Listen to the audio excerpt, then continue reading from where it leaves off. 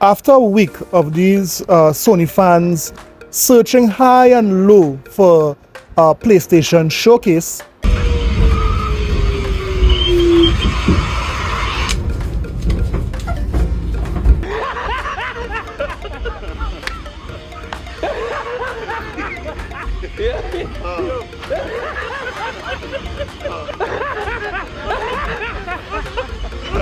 Come on, man. I mean, these guys started to lose hope in PlayStation. Really dead. It's like we get the games, Stellar Blade, this game, that game, and it's only just for a period of time, just only for a short period of time. And it's like fart. It's like in the wind. It's gone. I beg your pardon.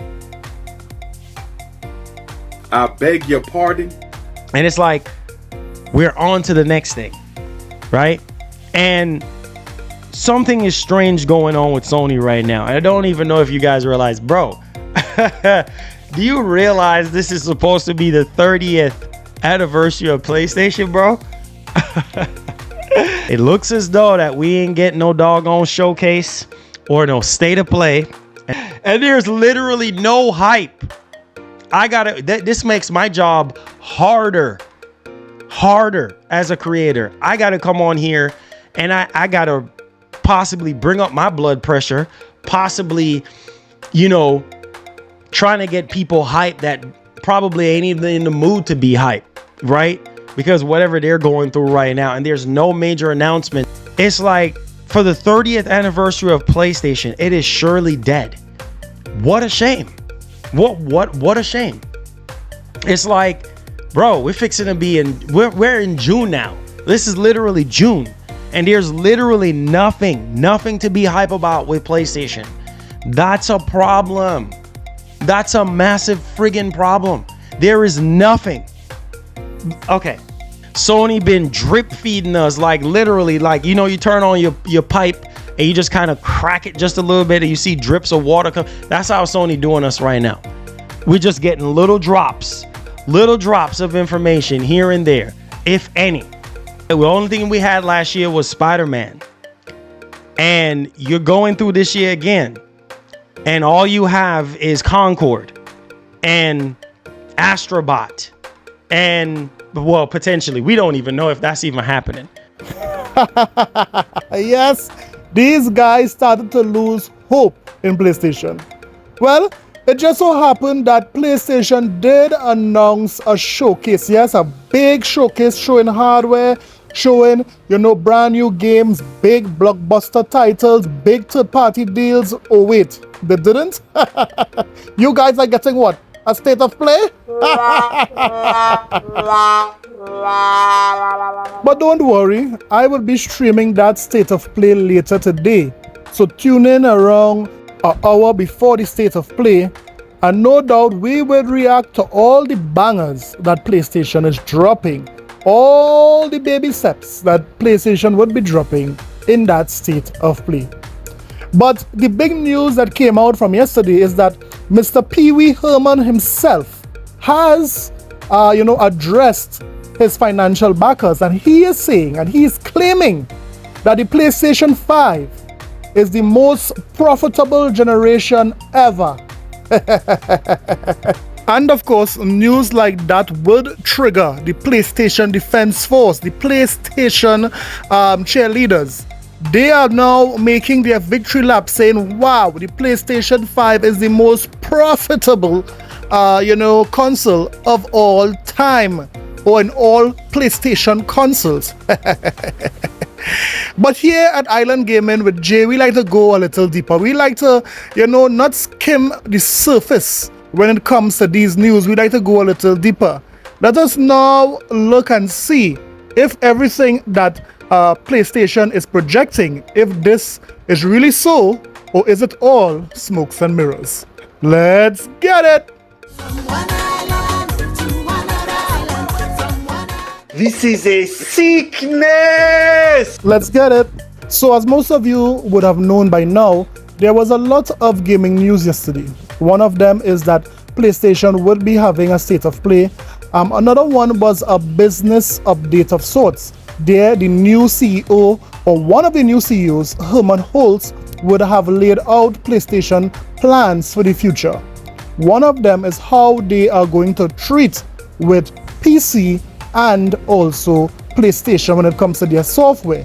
Listen to Herman Holtz as he addresses their PC strategy.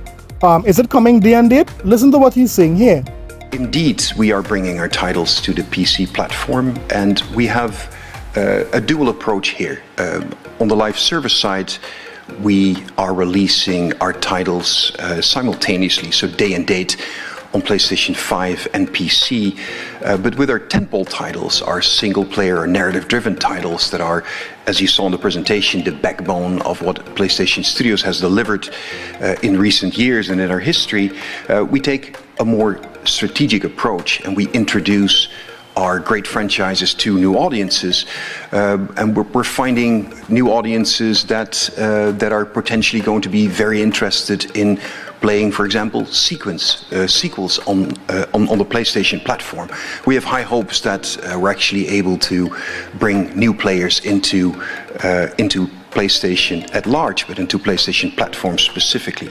Actually, the same goes for the work that we do with extending our great properties onto other media, such as television series and film, for example, as you have seen with The Last of Us on HBO or Gran Turismo, the film that brings in new players into our franchises as well. So there you have it. Here we have Herman Holtz, laying out their strategy when it comes to games going on other platforms. They are looking at it as in two ways. The first way is that all of their live services games will be coming day and date with PC. What they are saying there is that because of doing this, they are seeing some avenues where they can get new players to come on to the PlayStation. So let me get this correct, PlayStation fans and the PlayStation leadership. So you are going after a fan base, which is the PC fan base, who did not even want to subscribe to a PSN subscription on PC. But you are now trying to sell the notion that here you are going to get PC gamers once they get these old games to play. When the sequels come out, they will go and purchase a $500 console with all the peripherals and so forth to play a franchise that they would have played on the PC.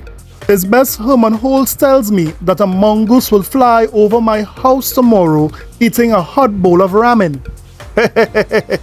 Most PC fans who game already have a $15 or $12 to $1,500 PC. Why would they want to spend $500 additional just to play one game that they may have liked on the PC? No, they would wait, as how they would have always done over the years. But you know what's funny? This is the same strategy that Microsoft said that they were doing with their franchises. Yes, Microsoft would have said that they are going to put some of their older franchises. None of the franchises that Microsoft would have put onto PlayStation were months old. They were at least a year old. Some went up to at least 4 to 5 years old, right? They are putting these older franchises onto the PlayStation platform so that, they can get persons to know about these franchises. So when a sequel does come out, PlayStation fans would be enticed to purchase even a Series S to play these sequels. That was the Xbox model. That was Phil Spencer and his management team model. And Sony is saying that they are doing the same thing when it comes to PC gamers. They want to entice PC gamers to buy a sequel by first giving them a taste of older AAA titles. Isn't that the same? Now, I would like to see the PlayStation community spin this. What is your excuse here for Herman Holtz saying this exact same thing, just with the PC platform that PlayStation is doing this time around? But that wasn't the kicker of this update, this business update. The kicker was that Herman Holtz, Pee Wee Herman himself, is saying that the PlayStation 5 generation is the most profitable generation ever. Now, before I even dive into that, that statement should raise some eyebrows, because if PlayStation is the most profitable, PlayStation 5 is the most profitable generation ever, then why are we seeing the most layoffs in Sony? Why are we seeing the most studios closing in Sony? And all of the aforementioned things happened during the PlayStation 5 generation from 2020. Why is that? The most profitable generation, but yet Sony hikes up the price for their games to $70 in the PlayStation 5 generation. The most profitable generation, but they hiked up prices for their PlayStation Plus service. The most profitable generation, but they hiked up prices for their console. Who are you guys fooling? Are you guys fooling these ponies? Yes, they are easy to fool, but you guys are not fooling me. This is what PlayStation did in the most profitable generation they had. Give me a chance. But the month-old icing on the cake is that Sony would have shown us chart. And of course, this chart has the PlayStation community hopping and jumping because they are seeing this as a win. Look how much money Sony is making, they are saying. Look at the operating income that the PlayStation 5 has. It's 10 billion already, more than the entire PlayStation 4 generation. Wow, wow, how Sony is killing it so much. This is what these ponies would like you guys to think. And this is exactly what Sony wanted you guys to think. But let me show you guys something. Let me open your fifth eye and show you guys something. The first reason why Sony has that number that they have now, which is 10 billion, is because Sony PlayStation 5 generation has the most peripherals. There are more peripherals on the PlayStation 5 than there are days in the week. Yes, Sony has a lot of peripherals, which of course would drive up profitability for them. So it's not solely the console and the games that is bringing in these profits. Sony has other avenues like these peripherals, the 99 plus 1 peripherals they have for that PlayStation 5. Number 2, if you notice in this chart, they stopped counting the sales of the PlayStation 4 in 2019. There is no record that you could see on this chart where the PlayStation 4 is being tracked. When the PlayStation 4 would have been selling beyond 2019, games would have been selling on the PlayStation 4 beyond 2019. Where is that sales going? Where are the game sales going? Of course, you figured it out. They are putting it in the PlayStation 5 sales. If that was not the case, then why they didn't report what is the PlayStation 4 sales from 2020 to the present day? Where are those sales? Is it in Jim Ryan's backyard? Is it in Yoshida's back pocket? Where are the sales? Why didn't report on it? It's very clear what Sony is doing. Again, smoke and mirrors. But take a look at this. Sony says PlayStation 4 remains an important part of our business, with 50% of their users. So 50% of the PlayStation gamers playing today is playing on PlayStation 4. We are seeing that the PlayStation community is half PlayStation 4, half PlayStation 5. You see what I said about those profits? Now listen to this guy here. Game Over 30 said this on Twitter. Let's take a look at Sony G&N slide deck for the 2024 business segment meeting. Sony starts the presentation on an oddly misleading slide. It's not illegal and they aren't doing anything wrong, but there is no context given here.